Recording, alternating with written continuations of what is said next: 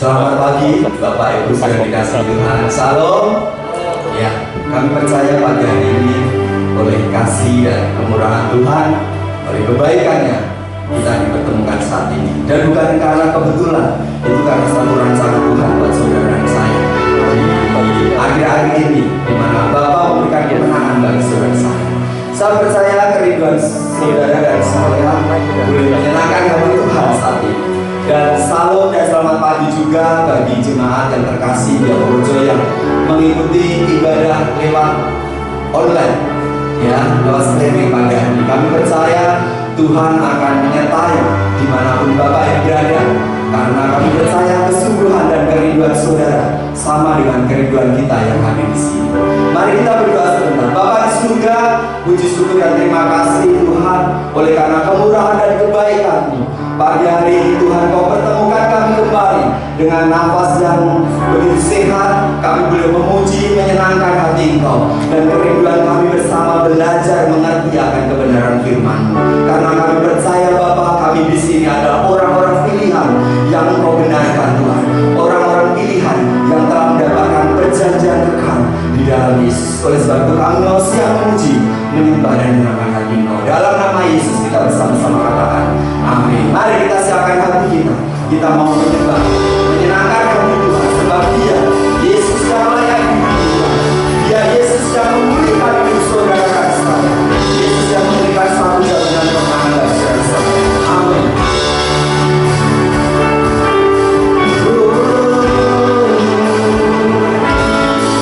Kau Tuhan yang memulihkan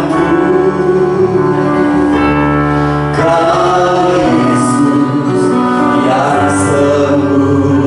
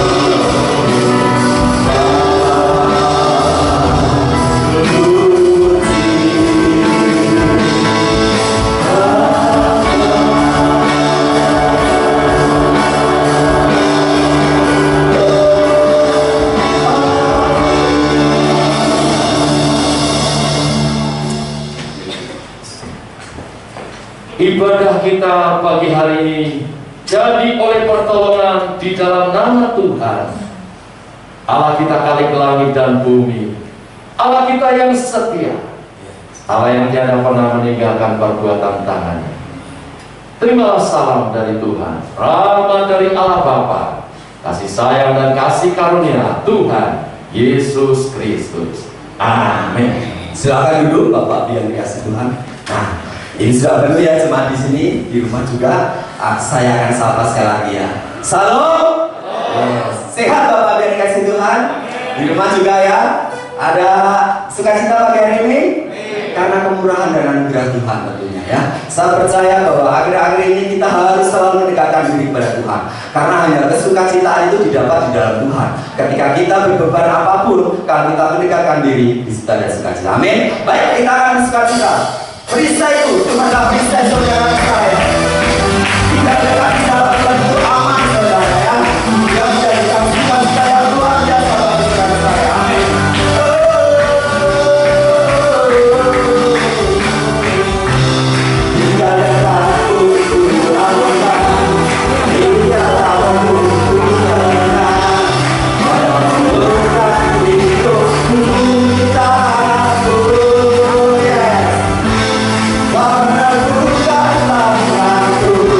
Amin.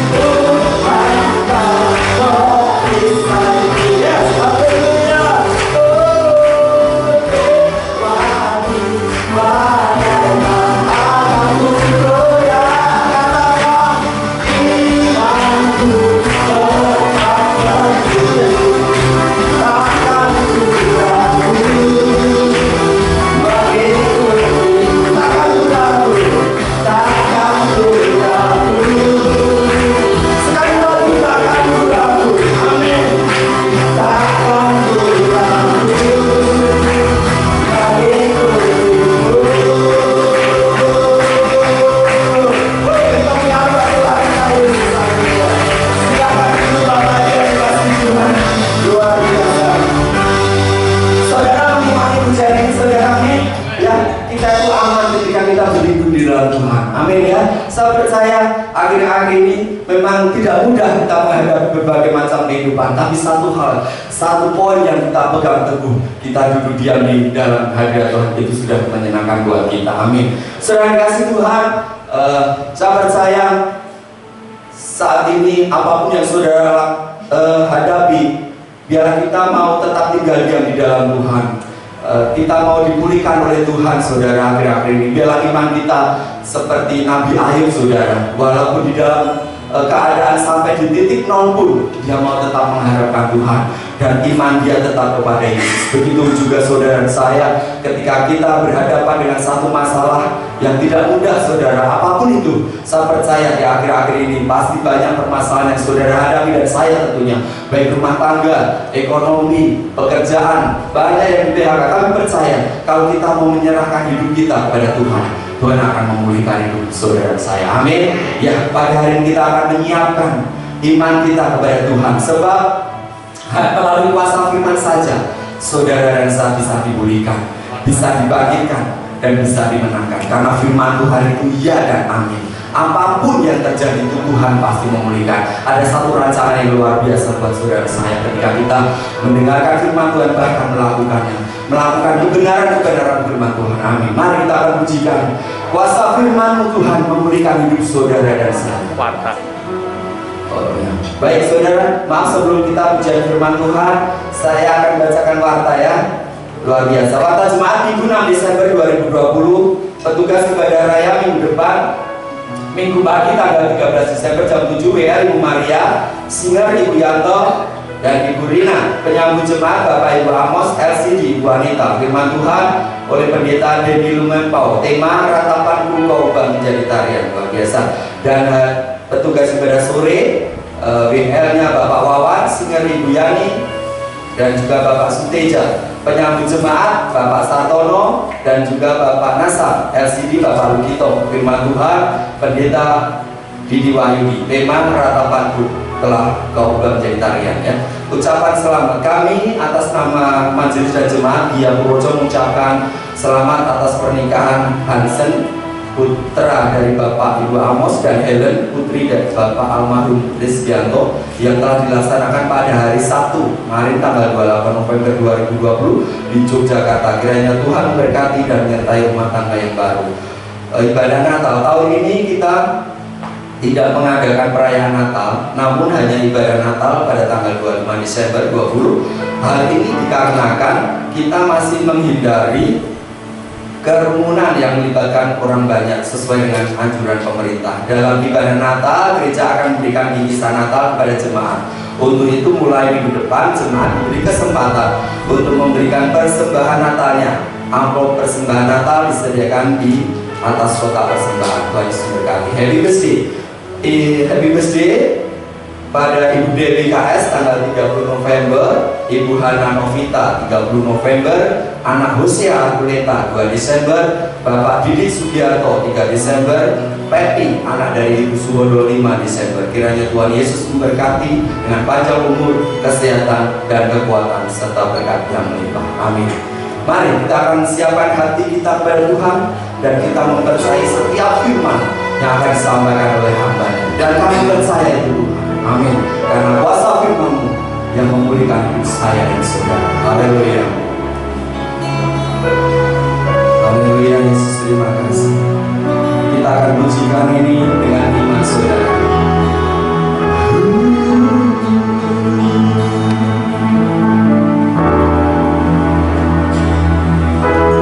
Kuasa firman-Mu pulihkan, bangkitkan imanku, salibmu bebaskan, selamatkan hidupku, damai serta karena Yesus luar biasa.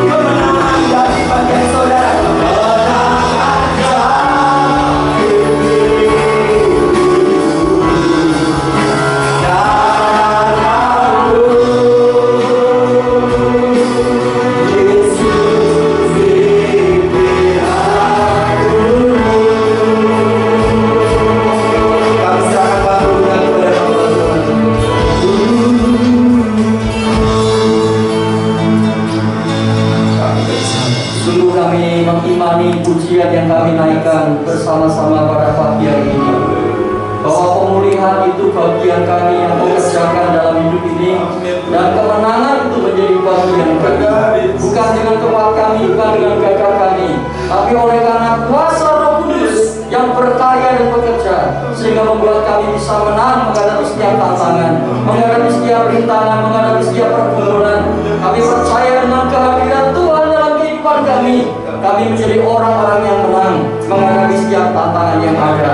Terima kasih Tuhan. Sebentar kami akan bersama-sama merenung akan firman Tuhan, sebagian daripada firman-Mu yang berkuasa. Urapilah mau urapi setiap kami saat kami membaca, merenungkan, mendengarkan firman-Mu. Kiranya Roh Kudus yang akan memberkati setiap kami, membuat kami memahami dan mengerti akan firman-Mu pada pagi hari ini. Terlebih ketika kami akan mengambil bagian dalam perjamuan kudus pada saat ini Tuhan, biarlah kiranya kami semuanya mendapatkan berkat dari perjamuan kudus, yaitu persekutuan dengan tubuh dan darah-Mu sendiri. Terima kasih Bapa. Dalam nama Yesus kami berdoa dan mengucap syukur. Amin. Silakan duduk Bapak Ibu, jemaat yang saya kasihi. Tidak terasa kita memasuki bulan yang baru di akhir tahun 2020 ini. Ya, dan tema kita di bulan ini adalah Tuhan melawat umat-Nya. Tuhan melawat umat-Nya, karena bulan Desember ini adalah bulan kita biasanya mempersiapkan Natal, kedatangan Yesus ke dalam dunia. Ya, 2000 tahun yang lalu. Itu adalah bukti tanda Allah memperhatikan manusia. Dan kemudian Tuhan melawat manusia. Tuhan sendiri hadir di tengah-tengah hidup manusia. Ya, dan minggu ini tema kita adalah Aku Dipulihkan. Ini salah satu akibat daripada lawatan Tuhan. Ketika Tuhan melawat umat-Nya, ketika Tuhan melawat manusia, maka yang terjadi adalah pemulihan. Ya, Tuhan memulihkan keadaan manusia. Sama seperti seorang dokter ketika dia berkunjung kepada seorang pasien yang sakit, maka kunjungan dokter itu adalah untuk menyembuhkan si pasien. Nah, Bapak Ibu saudara kasih Tuhan, pagi ini kita akan merenungkan bersama-sama bagaimana Tuhan melawat kita dan Tuhan memulihkan kita. Kita akan membaca di dalam Yohanes pasal yang ke-10 ayat yang ke-10. Yohanes pasal 10 ayat 10. Di dalam ayat firman Tuhan ini, satu ayat dituliskan demikian. Yohanes 10 ayat 10. Pencuri datang hanya untuk mencuri dan membunuh dan membinasakan. Aku datang supaya mereka mempunyai hidup dan mempunyainya dalam segala kelimpahan. Saya ajak kita semua membaca supaya kita semuanya dengar, kita semua diyakinkan, kita semua tahu isi daripada ayat ini. Ya, Yohanes 10 ayat 10, mari bersama-sama hitungan ketiga kita akan membaca ayat ini. 2, 3. Pencuri datang hanya untuk mencuri dan membunuh dan membinasakan. Aku datang supaya mereka mempunyai hidup dan mempunyainya dalam segala kelimpahan. Yesus sendiri yang mengatakan ayat ini, bahwa ada pencuri. Saudara, sampai sekarang ini di mana-mana ada ancaman pencurian. Ya, saudara, sadar atau tidak, percaya atau tidak, pencuri itu ada di mana-mana. Ya. Dan tujuannya adalah untuk mencuri, membunuh, dan membinasakan. Itu saja, karena dia tidak menyukai kita. Pencuri itu memiliki karakter sifat yang saudara kejam. Dia akan membinasakan, membunuh siapa saja. Dia tidak kenal belas kasihan. Tetapi di situ dikatakan, aku di sini adalah Yesus, datang supaya mereka punya hidup dan memilikinya dalam segala kelimpahan. Ini berbeda sama sekali. Kalau pencuri datang untuk mencuri, membunuh, membinasakan, ini ancaman yang serius. Bahkan kita tidak berdaya dengan kehadiran pencuri, ya. Pencuri mungkin lebih kuat dari kita, dilengkapi dengan senjata, ya. Dengan saudara kasih Tuhan, mungkin kekuatan yang melebihi kita. Kita mungkin tidak berdaya menghadapi pencuri itu, tetapi Yesus datang untuk memberikan kita hidup. Sekalipun mungkin kita tidak berdaya dengan ancaman pencuri itu, sekalipun kita tidak berdaya dengan kehadiran pencuri itu, tetapi kehadiran Yesus akan memberikan kepada kita kehidupan. Artinya apa? Kalau seandainya pencuri itu sudah berhasil mencuri apa yang ada pada kita, maka kedatangan Yesus mengembalikan apa yang sudah dicuri oleh pencuri itu. Ya, menggantinya, memberikan kepada kita kehidupan. Nah, menarik sekali Bapak Ibu kalau kita perhatikan, hidup yang dibawa oleh Yesus ini adalah zoe. Ya, ini berbeda dengan kehidupan yang dimiliki oleh semua makhluk hidup. Ya, makhluk hidup ini memang punya kehidupan, tetapi kualitas kehidupannya ini berbeda dengan kehidupan yang dimiliki oleh Allah, yang dibawa oleh Yesus kepada kita. Kehidupan yang dibawa Yesus adalah zoe. Zoe ini adalah hidup yang kekal, hidup terus, tidak akan pernah berhenti, hidup selama-lamanya, saudara. Inilah kehidupan yang dimiliki oleh Allah, kehidupan yang dibawa oleh Yesus. Tidak sama dengan kehidupan makhluk hidup. Makhluk hidup ini, saudara, ini hidup ini diterjemahkan dalam bahasa, menggunakan dalam bahasa aslinya itu bios. Ya, bios. Makanya ada bioskop. Ya, bioskop ini sepertinya nampaknya hidup, ya, bergerak, tetapi saudara ini mati sesungguhnya. Ya, kehidupan yang terbatas, kehidupan yang akan berakhir suatu saat, kehidupan yang sementara, saudara. Ini adalah kehidupan makhluk hidup yang akan berakhir suatu saat. Tetapi kehidupan yang dibawa oleh Yesus itu adalah kehidupan zoe, kehidupan yang dimiliki oleh Allah sendiri, kehidupan yang dipunyai oleh Allah sendiri, dibawa, diberikan, saudara, kepada kita. Jadi kita ini, saudara, ya, yang percaya kepada Yesus ini punya dua kehidupan. Kehidupan yang pertama, kehidupan kita sementara di bumi ini, kehidupan bios, ya. Tetapi juga kita memiliki kehidupan Allah, yaitu zoe dalam diri kita. Ya, kehidupan yang sudah ditanam Yesus dalam diri kita, sehingga sama seperti Yesus mengatakan kepada Marta dan Maria terhadap Lazarus yang sudah mati. Ya, dia katakan apa? Lazarus ini mati tapi dia hidup karena akulah kebangkitan dan hidup. Saudara, orang percaya itu memiliki zoe dalam dirinya. Ya, hidup inilah yang dibawa oleh Yesus, yang diberikan oleh Yesus kepada kita. Saudara, di dalam hidup yang zoe ini, Yesus ada membawa pemulihan. Jadi saudara, Yesus datang memberikan hidup zoe dalam kelimpahan. Yesus membawa kepada kita kondisi pemulihan. Apa arti pemulihan, Bapak Ibu? Ya, pemulihan artinya adalah dikembalikan lagi sesuai dengan rencana atau rancangan tujuan awal Allah menjadikan manusia.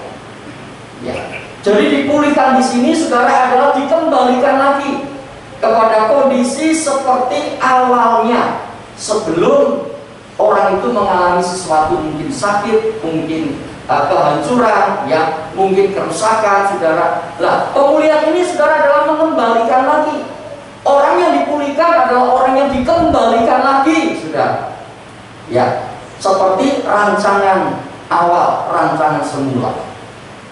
Kenapa perlu pemulihan? Karena semua manusia lahir dalam keadaan kondisi yang rusak, lahir dalam keadaan kondisi yang hancur, lahir dalam kondisi, saudara, keadaan yang terpisah dengan Allah. Tidak memiliki, saudara, hidup yang kekal, tidak memiliki, saudara, berkat yang Tuhan sediakan.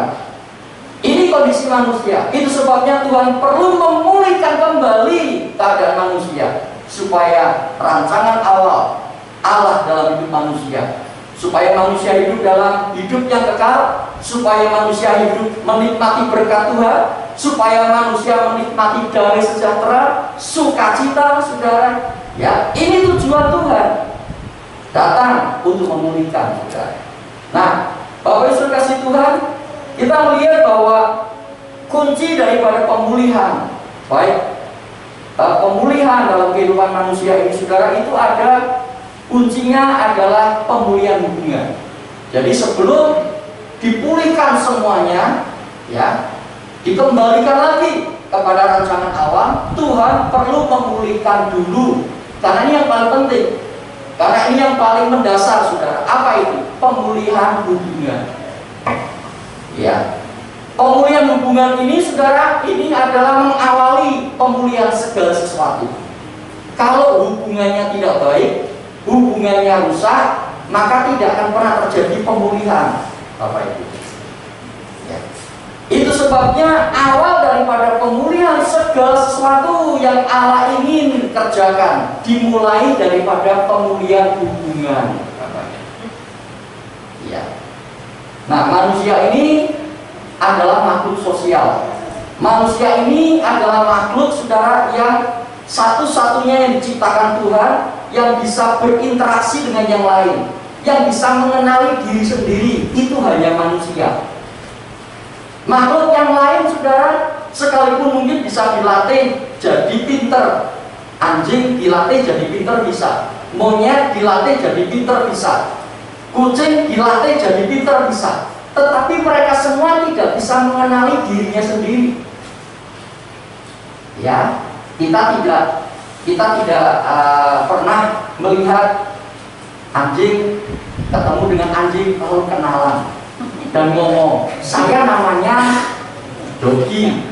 Oh, kalau saya namanya, ya, apalah mungkin, saudara, ya, sekarang ini nama anjing itu banyak apa bagus-bagus, Bapak. Ya, nama anjing itu bagus-bagus. Bukan nama yang deso begitu, enggak, tapi namanya itu bagus-bagus, saudara. Ya. Nah, kita nggak pernah, saudara, melihat ada anjing itu mengenalkan diri sendiri. Ya, nggak pernah ada.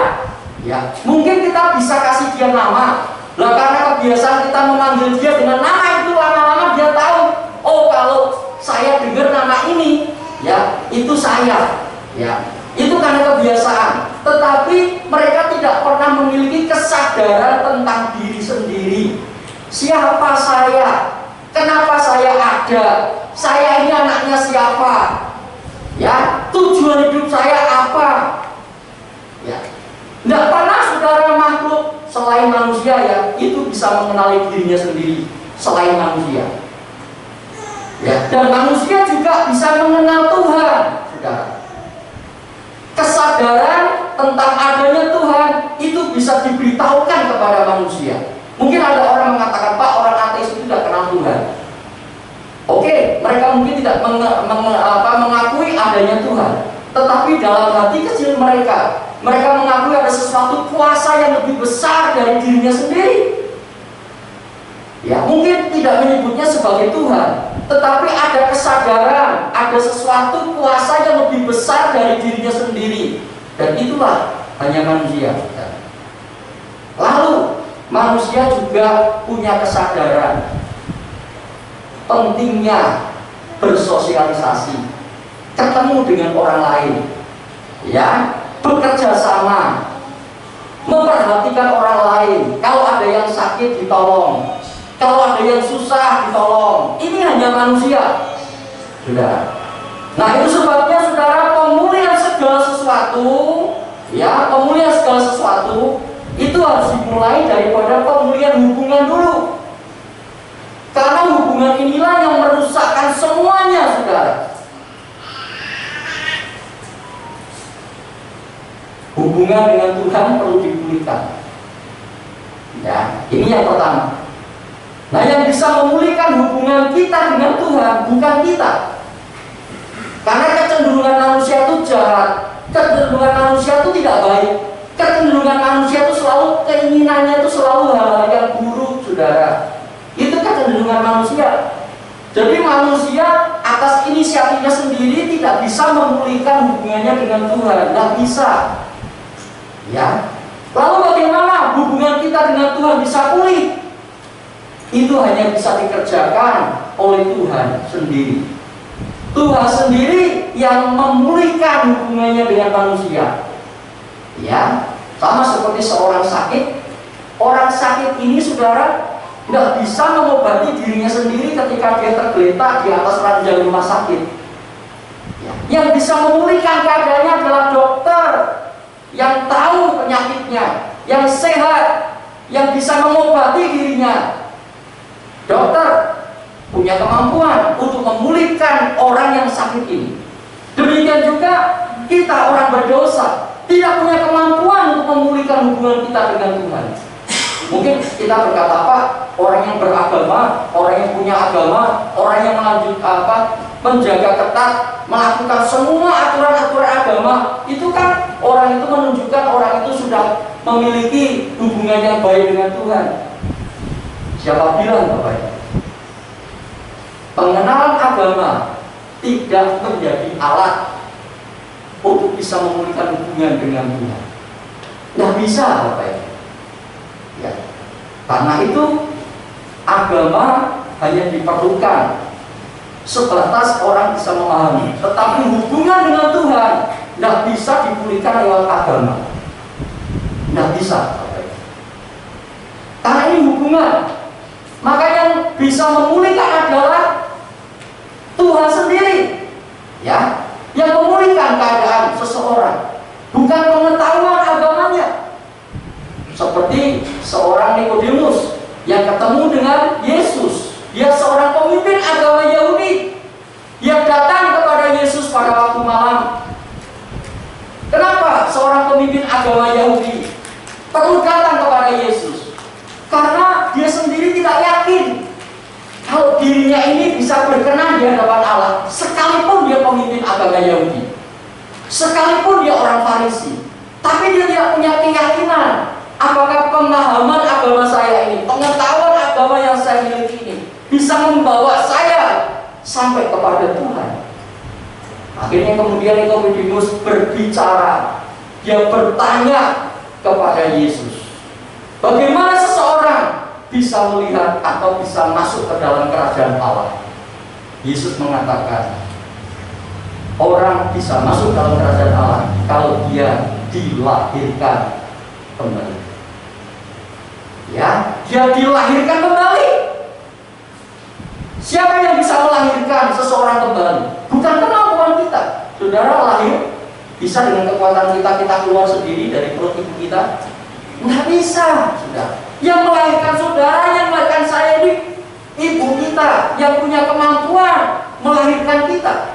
Demikian juga dengan kelahiran baru, yang bisa memampukan seseorang menjadi manusia baru, lahir baru, punya hubungan yang baru dengan Tuhan adalah Allah sendiri.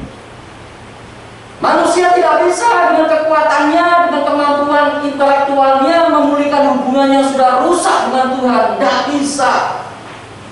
Itu sebabnya pemulihan hubungan dengan Tuhan itu diawali dengan Allah yang datang kepada manusia.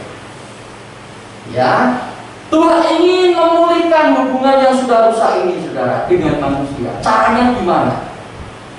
Yang menyebabkan hubungan rusak itu kan karena dosa, pemberontakan, ya, kejahatan, natur yang tidak baik, saudara. Tabiat dosa.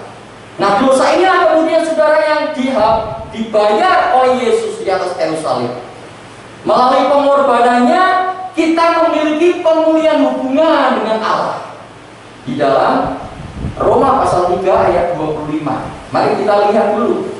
Roma 3 ayat 25 dituliskan,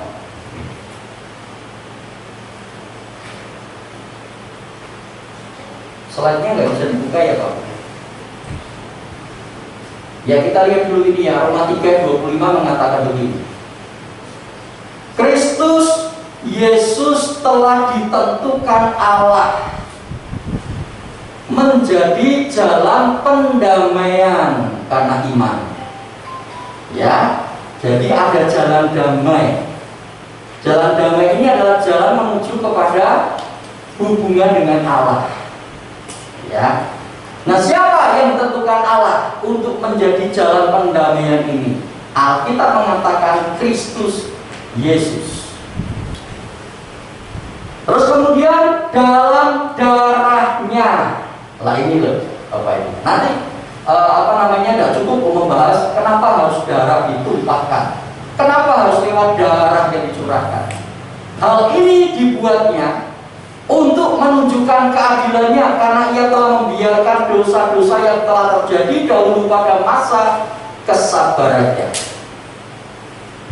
Yesus Kristus ditentukan menjadi jalan pendamaian, ya, menjadi jalan di mana manusia bisa kembali memiliki hubungan yang baik dengan Allah. Saudara, kalau melihat video tentang anak perdamaian, ya, yang di-shoot, yang difilmkan, mengambil, saudara, cerita suku, salah satu suku di Papua sana. Saudara, lalu ya, kali-kali ada suku yang berperang, tapi bagaimana bisa kemudian terjadi rekonsiliasi? Ada anak yang dikorbankan untuk menjadi pendamai. Saudara, permusuhan kita dengan Allah karena dosa tidak bisa diselesaikan dengan agama, tidak bisa diselesaikan dengan pengetahuan tentang agama. Sepintar apapun dia memiliki pengetahuan tentang agama, itu diselesaikan dengan pengorbanan Kristus. Itu sebabnya satu-satunya, saya katakan hanya satu-satunya iman yang bisa memulihkan hubungan kita dengan Kristus adalah iman di dalam Kristus. Karena sesungguhnya kekristenan itu bukan agama, ya, bukan. Yang menyebut Kristen agama itu kan manusia, ya. Yang menyebut, saudara, orang itu Kristen itu juga manusia. Pada saat gereja mula-mula, mereka ada sekelompok orang mengatakan Kristen, ya, kepada pengikut Kristus. Artinya Kristen itu sebetulnya pengikut Kristus, Bapak Ibu, bukan agama. Nah, ini yang pertama dulu. Karena kalau Allah tidak memulihkan kita, hubungan kita tidak pulih dengan Tuhan, maka yang pertama, kita tidak bisa punya hidup yang kekal. Yang kedua, kita tidak bisa hidup di dalam berkat-berkat Tuhan. Kita tidak bisa menikmati segala kekayaan yang Allah punya. Lah, masih musuh kok, masih bertentangan kok, saudara. Ya, nggak bisa. Setelah kita diperdamaikan, dipulihkan, tidak ada lagi permusuhan, maka kita bisa memanggil dia apa? Bapa. Saudara tahu, sebutan Bapa itu akibat pemulihan hubungan, Bapak Ibu. Saya mau tanya, di mana agama dalam dunia ini yang memanggil Allah itu Bapa? Ada? Cuman kita, Bapak Ibu. Cuman kita. Presiden kita yang keberapa? Kelima, ya, Gus Dur, kelima atau keempat, mengatakan apa? Orang Kristen itu orang yang paling dekat dengan Allah, karena memanggil Allah itu Bapa. Sedangkan yang lain itu manggil-manggilnya harus pakai pengeras suara. Walaupun dia sebetulnya ya bukan orang Kristen, tapi dia sendiri jujur ngomong, wah, sepertinya Allah itu jauh kok, harus bengoki sama pengeras suara. Terus kemudian yang lain lagi memanggil Allah itu omnya, ya, Om Swasti, apa gitu ya. Kita, saudara, tidak panggil dia Om, kita tidak panggil dia yang, kita panggil dia Bapak. Saudara, ini menunjukkan inilah hasil pemulihan hubungan. Kalau kita bisa panggil dia Bapak, itu artinya kita punya hubungan, bukan hubungan jauh, tapi hubungannya dekat, hubungan yang sangat dekat. Ini bisa terjadi karena Kristus yang mencurahkan darahnya. Kita punya hubungan dengan Bapa. Dan ketika kita punya hubungan dengan Bapa, segala berkat yang Dia punya, kehidupan yang Dia punya, kekayaan yang Dia punya, itu bisa kita akses, bisa menjadi bagian kita. Makanya Yesus mengatakan di Yohanes 10 ayat 10 tadi kan, Aku datang supaya mereka punya hidup dalam kelimpahan. Dalam kelimpahan, karena Dia Allah yang penuh dengan limpah, dengan kasih karunia, anugerah dan berkat.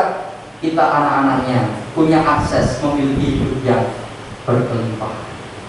Saudara, ini sudah dibuat Tuhan. Ini bukan yang akan dibuat, saudara. Ini sudah dibuat. Lalu bagaimana dengan kita? Kita harus bersikap seperti orang yang memang sudah dipulihkan, karena Allah sudah memulihkan hubungan kita lewat Kristus. Jadi ini bukan bicara nanti, ini bukan bicara kita harus berjuang lagi, enggak, tapi ini sudah dikerjakan Yesus, dan kita mengubah sikap kita seperti orang yang sudah memang benar dipulihkan. Walaupun kenyataannya mungkin kita masih sakit, kita mungkin masih berjuang, ya, tapi kita harus men-setting pikiran kita, saya ini orang yang sudah dipulihkan oleh Tuhan, saya punya akses, memiliki segala kekayaan, kemurahan, kelimpahan, kasih karunia daripada Tuhan. Saudara, kita harus mengubah sikap kita, karena kalau sikap kita tidak diubah seperti sikap seorang yang sudah dipulihkan, kita akan kalah terus. Itulah yang dikatakan hidup oleh iman. Alkitab mengatakan orang yang lemah berkata aku ini kuat, orang yang miskin berkata aku ini kaya, orang yang kalah, ya orang yang tidak berdaya berkata aku ini pahlawan. Loh, saudara, ini dimulai dulu, saudara, dari apa? Sikap kita itu harus sejalan dengan apa yang sudah Allah kerjakan. Kalau Allah sudah mengerjakan pemulihan, maka sikap kita pun harus seperti sikap seorang anak bapa, ya, sikap seorang pemenang.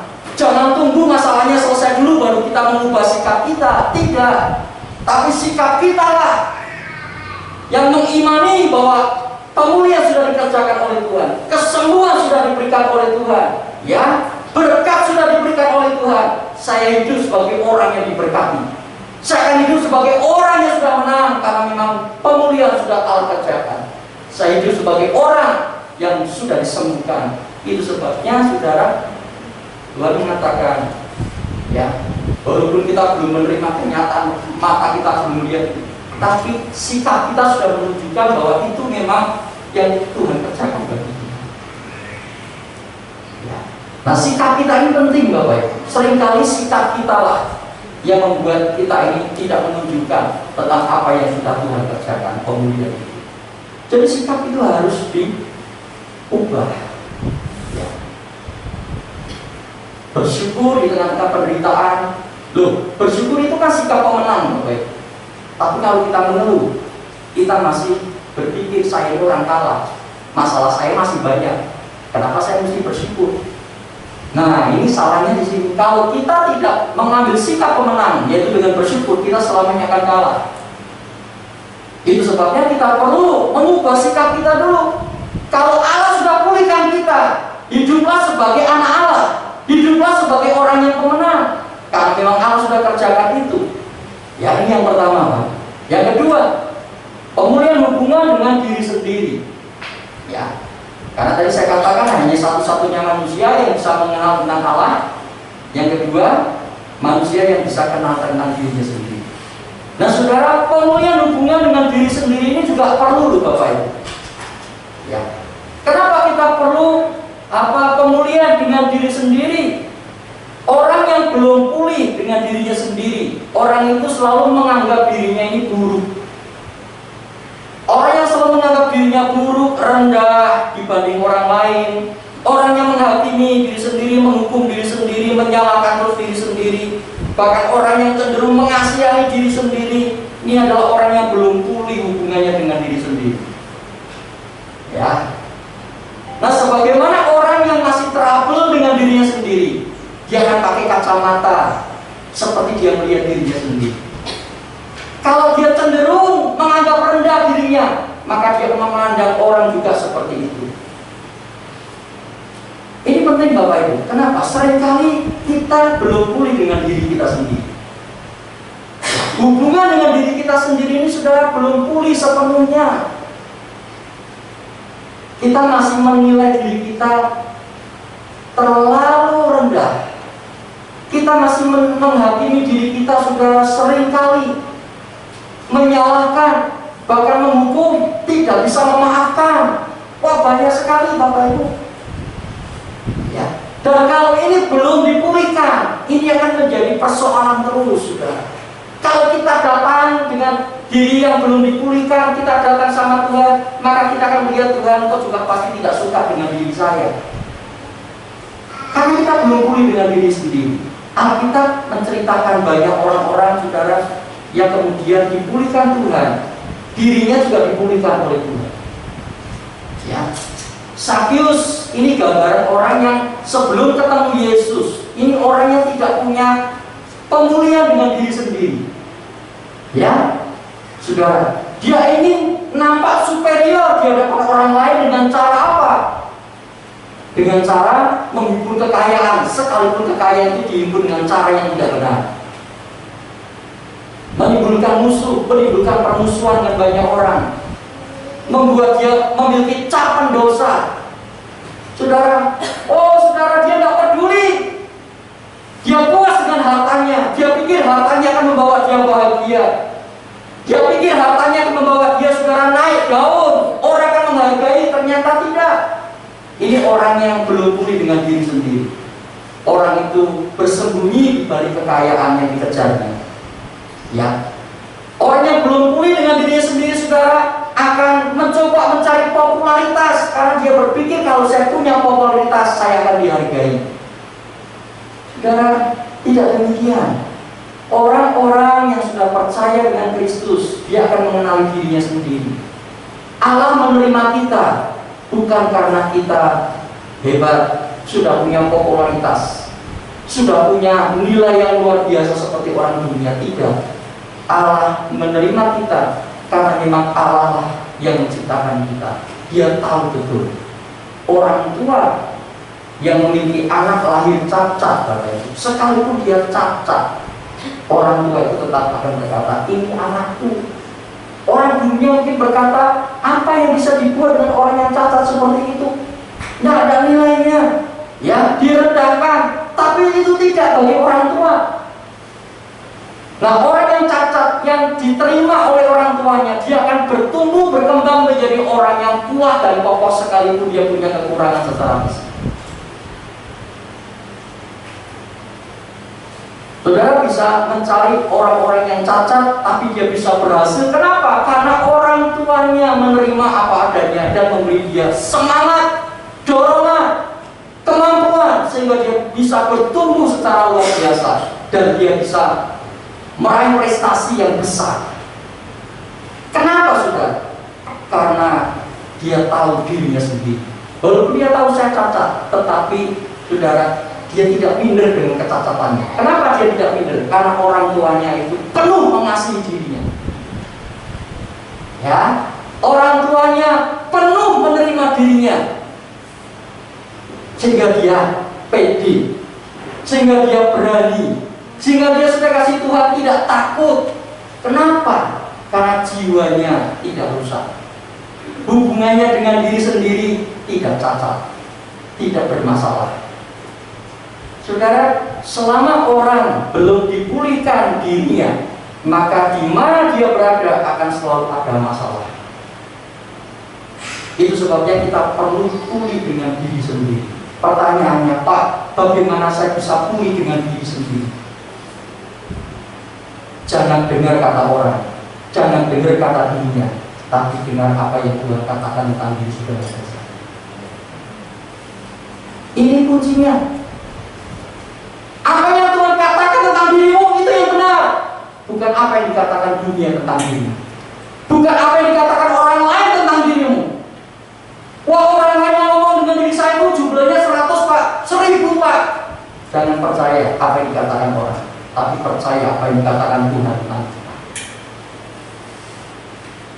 Mari kita lihat, saudara, ayatnya. Mazmur 139 ayat 14. Lalu kita lihat lagi juga Yesaya 43. Mazmur 139 ayat 14.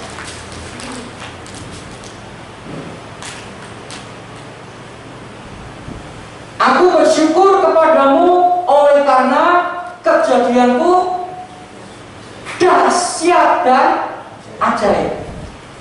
Saudara, bisa jadi kayak gini, itu dahsyat dan ajaib loh. Betul nggak, saudara? Betul, dahsyat dan ajaib, Bapak Ibu. Engkau bisa seperti ini, itu karena dahsyat dan ajaib. Kejadian kita ini dahsyat dan ajaib. Bukan hanya dahsyat saja, tapi ajaib Bapak Ibu. Ajaib. Sering kita kalau ditanya, bagaimana keadaannya? Luar biasa. Ya, itu supaya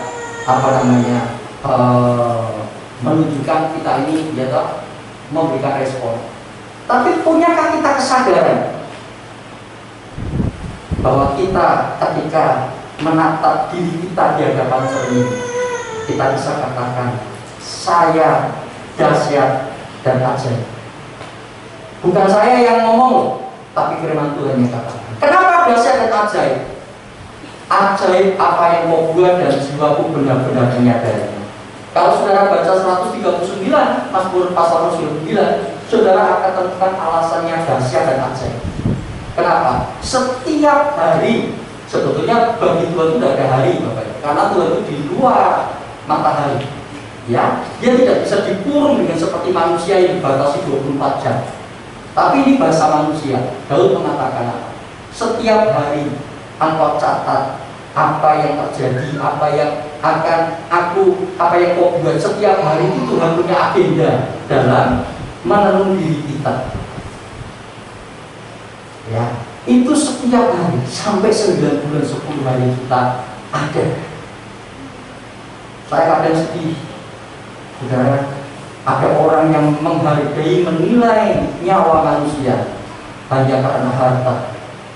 Tidak senang gara-gara uang berapa, dia bunuh majikannya, dia bunuh saudara suaminya, dia bunuh istrinya. Saudara, kenapa bisa demikian? Karena dia juga tidak memiliki hubungan yang pulih dengan dirinya sendiri. Dia merusak orang lain karena dia sendiri rusak. Dia rusak orang lain seperti dirinya rusak. Dia benci orang lain seperti dia membenci dirinya sendiri. Dia musuhi orang lain seperti dia memusuhi dirinya sendiri. Dia belum pulih. Kalau dia pulih, dia tahu betul siapa dirinya. Orang mau ngomong kayak apa, tidak mematahkan semangatnya. Sebab aku tahu aku punya Bapa yang peduli dengan kita. Kejadianku dahsyat dan ajaib. Ya, Bapak, jangan lupa ini. Jadi kalau ada orang katakan, bagaimana keadaan saudara? Dahsyat, ajaib. Ini 139:14. Jadi kalau jawabannya luar biasa, kok saya belum pernah lihat di dalam Alkitab luar biasa. Jadi besok kalau ada orang tanya, bagaimana keadaan saudara? Jawabannya apa? Dahsyat, ajaib. Itu loh saudara. Karena ini ada di dalam Alkitab. Tuhan yang ngomong, engkau dahsyat, engkau ajaib, luar biasa. Ya. Nah, saudara, dengan kita memiliki pemahaman tentang ini, maka kita akan bisa pulih dengan diri sendiri. Tidak ada lagi saudara masalah dengan diri sendiri. Tidak ada masalah yang namanya membenci diri sendiri. Tidak ada masalah yang namanya saudara menghakimi diri sendiri, menolak diri sendiri, merendahkan diri sendiri, memberikan nilai yang rendah terhadap diri sendiri. Tidak ada. Kenapa orang itu menilai rendah? Karena dia dengar orang lain menilai rendah terhadap dirinya. Makanya dia apa? Dia berpikir, oh saya rendah seperti nilai orang lain. Tetapi pernahkah kita melihat apa yang Tuhan katakan? Satu ayat lagi ya Bapak, Yesaya 43 ayat 4. Yesaya 43 ayat 4 dikatakan demikian.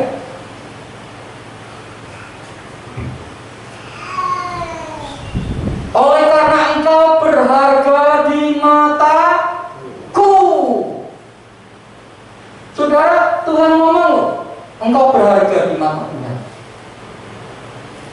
Pernahkah kita berpikir bahwa kita ini berharga di mata Tuhan? Pernah, saudara? Oh kayaknya jarang ya Pak. Bahkan mungkin belum pernah ngerti kalau saya ini berharga di mata Tuhan. Nah ini pagi ini saya kasih tahu. Yesaya 43 ayat 4 mengatakan engkau berharga di mataku. Dan bukannya berharga apa? Mulia. Terus apa? Aku ini mengasihi engkau, maka aku memberikan manusia sebagai gantimu. Saudara kalau mau tahu nilai saudara berapa, lihat Yesus yang dikorbankan. Ini kenapa?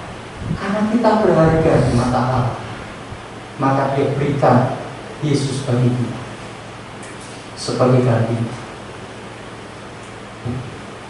Oh, ternyata nilai kita luar biasa ya. Senilai darah Kristus, senilai pengorbanan Kristus, betapa berharganya dan mulianya. Jadi kalau kita mau hubungan kita dengan diri sendiri pulih, Bapak Ibu, jangan dengan kata orang lain, tapi dengan apa yang Tuhan katakan. Ya, jangan perhatikan apa yang orang lain katakan, tapi perhatikan apa yang Tuhan katakan. Dan yang ketiga, karena kunci pemulihan segala sesuatu adalah pemulihan hubungan, maka hubungan yang pertama sudah dipulihkan oleh Allah lewat Kristus. Kita memanggil Dia Bapa, kita punya akses kepada Bapa. Yang kedua, kita pulih dengan diri sendiri karena kita tahu apa yang Tuhan katakan tentang kita. Kita tidak lagi menghakimi, menyalahkan, ya. Kita tidak lagi merendahkan, kita tidak lagi saudara menghinakan diri sendiri, tapi kita boleh mengatakan, Tuhan, aku bersyukur karena ternyata Engkau mengasihi aku dengan luar biasa. Dan yang ketiga, itu adalah pemulihan hubungan dengan orang lain. Ya, nah saudara, pemulihan hubungan dengan orang lain. Kenapa saudara perlu kita ketahui? Karena semua orang pernah mempunyai hubungan yang tidak baik dengan orang lain. Betul ya, Bapak? Semua orang pernah punya hubungan yang tidak baik dengan orang lain. Sejak Kain dan Habel, itu sudah contohnya ada. Bagaimana Kain bunuh adiknya Habel, saudara. Terus kemudian sebelum itu Adam Hawa punya hubungan yang tidak baik. Hawa, ya, menyalahkan Adam menyalahkan Hawa karena Tuhan berikan Hawa. Hawa menyalahkan ular dan seterusnya. Saudara, hubungan dengan sesama tidak baik. Tapi terus berlanjut, saudara, sampai sekarang ini hubungan dengan orang lain kadang-kala rusak. Bapak Ibu, penyebabnya banyak. Kita memiliki hubungan yang tidak baik dengan orang lain, ya. Lalu saudara, jangan biarkan ini sikap yang salah. Kalau kita punya hubungan yang tidak baik dengan orang lain, sikap yang salah itu membiarkan. Wes belah, didiamkan, dibiarkan, ya saudara, dilupakan, diabaikan, saudara, jangan, jangan. Karena Yesus sendiri pun ketika hubungannya manusia dengan Dia itu rusak, Tuhan tidak mendiamkan, Tuhan datang, Tuhan membuat rekonsiliasi, Tuhan datang membawa perdamaian, Tuhan tidak membiarkan. Jadi sikap yang salah ketika hubungan kita dengan orang lain rusak, ya, jangan mengambil sikap yang salah. Jangan dibiarkan, jangan didiamkan, jangan diabaikan, jangan. Tapi ambil sikap yang benar. Sikap yang benar itu bagaimana, Bapak Ibu? Kita mesti memiliki langkah-langkah pemulihan hubungan, ya, seperti yang dipisahkan anak yang hilang. Anak yang hilang itu punya hubungan tidak baik dengan bapaknya. Dia kemudian dia mengambil sikap yang benar. Sikapnya apa, Bapak Ibu? Cari penyebabnya. Apa sih yang menyebabkan hubungan dengan orang lain itu tidak baik? Mungkin terlalu memaksa, terlalu ego, ya. Mungkin sudah kasih Tuhan terlalu keras, dan banyak lagi saudara yang menjadi penyebabnya. Apa itu? Kalau itu memang penyebabnya diri kita, ya, maka kita perlu berubah, dan itulah yang dinamakan kedewasaan. Orang yang bisa merubah, tahu dirinya ini perlu berubah, itu orang yang dewasa. Tapi orang yang tidak mau merubah dirinya sendiri, orang itu masih anak-anak. Jadi saudara, kita perlu merubah diri kita, sehingga kita berproses kepada kematangan dan kedewasaan. Cari penyebabnya, ya. Lalu saudara, setelah kita mencari penyebabnya, kita buat komitmen untuk memperbaiki. Oh, tahu ini penyebabnya di sini, maka kita perlu memperbaiki. Buat komitmen, saya mau berubah, saya mau bertumbuh, saya mau berubah, berkembang, ya, dan Tuhan menolong saya untuk saya berubah. Saudara, lalu saudara, setelah kita buat komitmen untuk memperbaiki, mengambil langkah tindakan perbaikan, kita mulai memperbaiki diri kita. Kita mulai memperbaiki, saudara. Sama seperti kalau kita sudah dikasih tahu sama dokter, ini penyebabnya kamu sakit itu ini. Ya, oh tahu, oh dokter ngomong penyebabnya ini. Maka saya jangan dekat-dekat dengan penyebabnya. Ya, lalu ambil langkah. Langkahnya apa? Menjauhi yang menjadi penyebabnya itu. Lalu mulai saudara mengambil tindakan yang benar. Ya, mengambil langkah yang membuat diri kita semakin kuat. Lalu apa saudara? Dengan dalam kisah anak inang itu membangun komunikasi atau menjaga persekutuan. Kalau saudara sudah pulih hubungan dengan orang lain. Jadi saudara, Tuhan Yesus tahu kok bahwa seringkali kita punya hubungan yang tidak baik dengan orang lain. Tapi Tuhan tidak biarkan itu. Tuhan mau bantu kita agar kita menjadi pembawa damai, agar kita saudara bisa mengasihi, memberkati. Ya, Tuhan Yesus ini kan ngomong, kalau kamu punya musuh pun itu memang tidak baik kan hubungan kita dengan, karena kita punya musuh. Tuhan bilang apa? Doakan, berkati, jangan dimusuhi. Wah, malah saudara hubungannya semakin rusak. Tapi doakan, berkati, kalau dia haus kasih dia minum, dia lapar kasih dia makan. Saudara, karena Tuhan ingin kita tuh gak punya hubungan apapun yang tidak baik dengan orang lain. Makanya saudara, orang Kristen itu sebetulnya pribadi yang menjadi pionir, saudara, menjadi contoh bagi hubungan yang baik dengan sesama. Long diomeli malah tersenyum kok, diputuki malah memberkati kok. Ini kan aneh Bapak Ibu. Ini semuanya apa? Karena Tuhan ingin kita punya hubungan yang baik dengan orang lain. Kalau kita punya hubungan baik dengan orang lain, pekerjaan kita pun enak, hidup kita juga enak, saudara. Ya, itu sebabnya saudara, pemulihan Tuhan inginkan. Allah sudah memberikan contoh bagaimana memulihkan. Tuhan memberikan kita contoh bagaimana hidup dalam pemulihan, dan kita juga harus mengambil langkah untuk bisa terus hidup di dalam pemulihan. Pagi hari ini saudara, kita mengambil bagian dalam perjamuan kudus. Ini bukti pemulihan yang Allah kerjakan bagi kita. Darahnya memulihkan hubungan kita dengan Tuhan. Bukan itu saja, sakit penyakit yang kita mungkin derita, yang kita alami, ketika kita memegang tubuh dan darah Yesus, percayalah, Alkitab mengatakan dia darahnya dicurahkan, tubuhnya dipecah-pecah supaya kita yang menderita itu boleh beroleh kesembuhan, beroleh pemulihan. Mari pagi hari ini kita mengambil bagian dalam perjamuan kudus dan kita bersyukur atas pemulihan yang Tuhan kerjakan. Kita bersama-sama Bapak Ibu, kita kembali berdiri, kita angkat pujian Yesus kemuliaan-Mu, pulihkan hatiku, dan kemudian saya mengajak memanggil petugas perjamuan bisa maju ke depan dan kita akan berdoa bersama. Haleluya. Terima kasih Tuhan. Jemaat yang ada di rumah bisa mempersiapkan perjamuannya pada pagi hari ini. Ambil waktu saat itu untuk kau berdoa secara pribadi. Apa yang menjadi pergumulanmu, apa yang menjadi masalahmu, ingat Tuhan sudah mengerjakan pemulihan itu dalam hidupmu. Ketika Yesus di atas kayu salib dia berkata, sudah selesai, Allah sudah menyelesaikan semuanya. Hiduplah sebagai orang yang sudah dipulihkan. Syukuri perjamuan kudus pada pagi hari ini. Darah dan tubuhnya dikorbankan bagi kita. Yesus kemuliaan-Mu, pulihkan hatiku. Haleluya.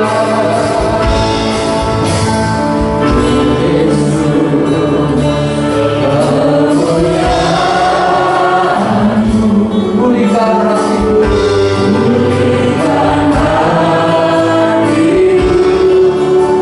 Yesus kemuliaan-Mu. Berkati aku. Berkati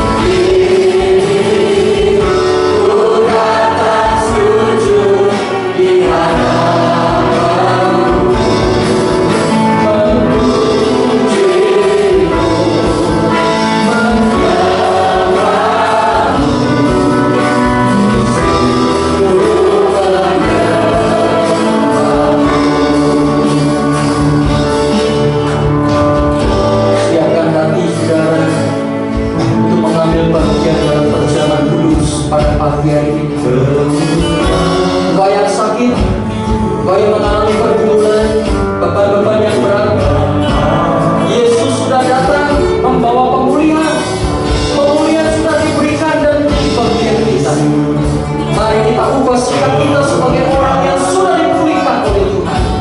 Kita imani bahwa pemulihan sudah Tuhan kerjakan bagi kita. Kita boleh datang dan menerima segala berkat-Nya. Bapak, kami bersyukur Tuhan pagi hari ini Engkau sudah mengerjakan pemulihan itu bagi kami. Dan pagi hari ini kembali kami mengambil bagian dalam perjalanan kudus, bersekutu denganmu dan ke arah-Mu.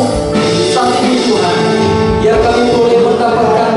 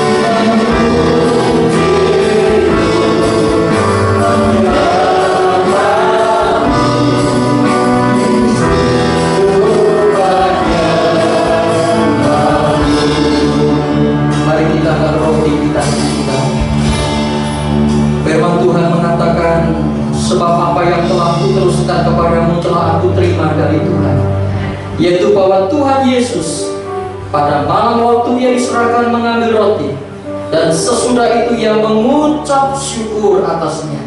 Ia memecah-mecahkannya dan berkata, inilah tubuhku yang diserahkan bagi kamu. Perbuatlah ini menjadi peringatan akan aku. Kami mengingat korbanmu, tubuhmu yang dipecah-pecah bagi kami. Di atas tubuhmu penuh dengan biur yang menyembuhkan kami. Di atas tubuhmu yang menderita, Engkau mengalirkan damai sejahtera dan sukacita. Kami boleh menyebut dan memanggil Engkau Bapa yang mengasihi dan memperdulikan kami. Terima kasih untuk tubuh yang dipecah-pecah sehingga kami boleh disatukan dengan Engkau ya Tuhan. Terima kasih. Mari kita makan bersama dalam nama Tuhan Yesus.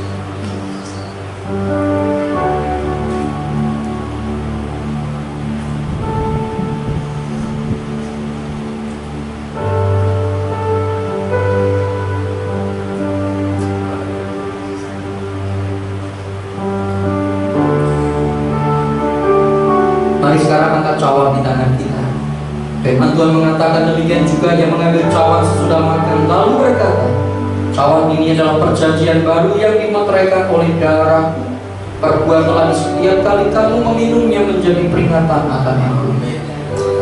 Oh, kami bersyukur untuk darah-Mu. Engkau akan pulihkan sel-sel darah kami yang rusak. Engkau akan pulihkan sel-sel kami yang mati. Engkau akan pulihkan tubuh kami dan keadaan kami ya Tuhan. Darah-Mu mengalir dan menjadi satu dengan hidup kami. Darah-Mu membawa sembuhan pemulihan. Darah-Mu membawa berkat bagi kami. Terima kasih darah-Mu. Mari kita minum bersama dengan iman dalam nama Tuhan Yesus. Haleluya. Terima kasih Bapa. Haleluya. Haleluya.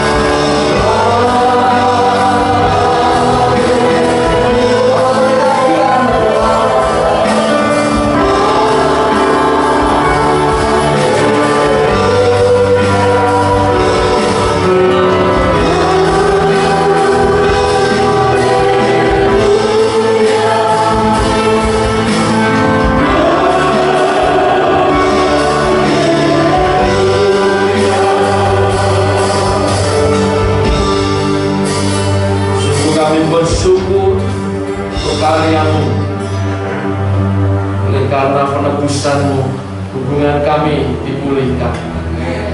Hubungan kami dengan Tuhan, dengan Bapa, kami dipulihkan.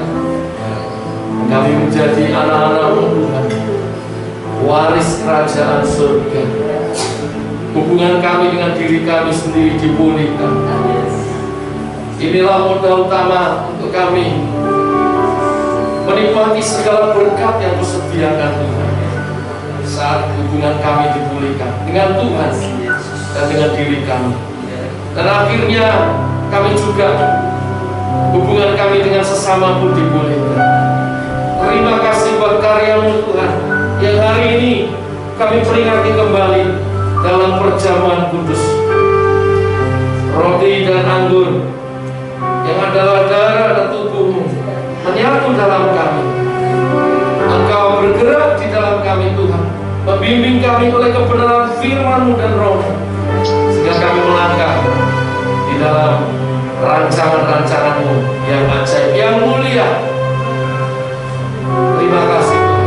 Berkati semua jemaat yang sudah mengambil bagian mempersekutukan dengan tubuh dan darah-Mu Tuhan, dan kebenaran firman yang kami dengar, supaya janji-janji berkat yang menyertai digenapi atas kehidupan kami.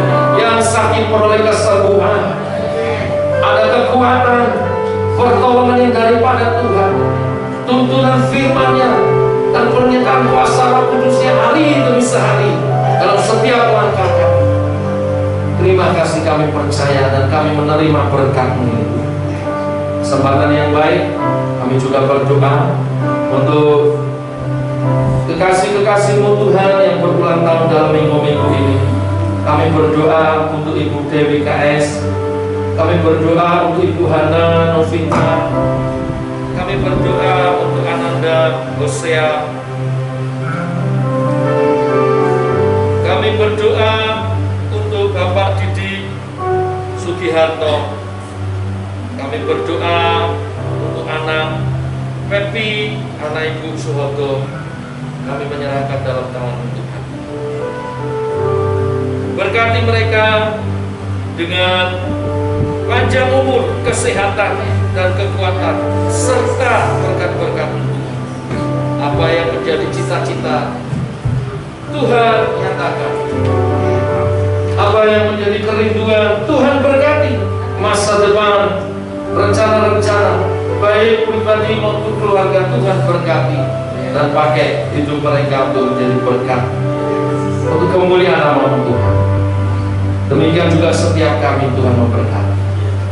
Kami tak lupa membawa bangsa dan negara kami Indonesia, khususnya pemerintahan Kabupaten Purworejo, yang hari Rabu nanti akan menjalankan pemilu untuk memilih bupati dan wakil bupatinya yang baru.